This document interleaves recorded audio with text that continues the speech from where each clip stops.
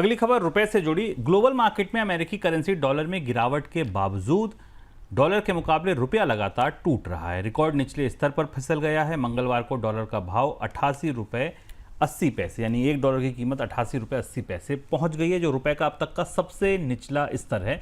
रुपए में आई इस गिरावट की वजह से देश में इंपोर्टेड सामान महंगा होने की आशंका है और इसकी वजह से जीएसटी कटौती का लाभ भी सीमित हो सकता है। सर, पहला सवाल तो रुपए के मौजूदा परिदृश्य पर कैसा दिख रहा है आपको ये?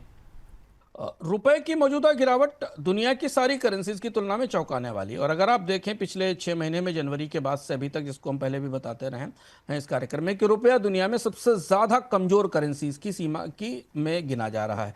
डॉलर लगातार कमजोर हुआ। पिछले एक साल में डॉलर की कमजोरी रिकॉर्ड, अगर आप 2022-23 के स्तर से देखें तो डॉलर कम से कम 14% करेक्ट हो चुका है। 96-97 के आसपास डॉलर इंडेक्स है, पर रुपए की गिरावट उससे ज्यादा तेजी से बढ़ रही है।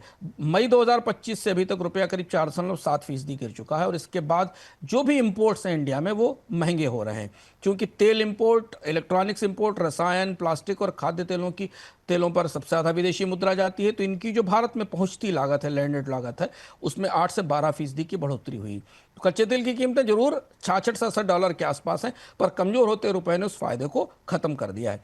उदाहरण के लिए अगर आप देखें, consumer electronics, mobile, laptop, TV पर जैसे जो प्रमुख उत्पाद हैं, इनके ऊपर जीएसटी घटने का असर के बाद भी रुपए की गिरावट इस मुनाफे को, इस फायदे को खत्म कर रही है।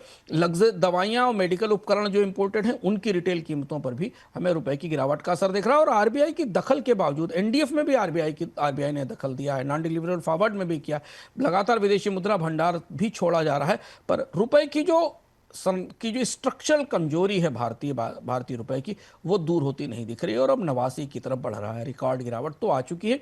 विदेशी निवेशकों की बिकवाली भी इससे शामिल है, क्योंकि विदेशी निवेशक बिकवाली कर रहे हैं, जिसका असर भी हमें रुपए पर दिखाई दे रहा है।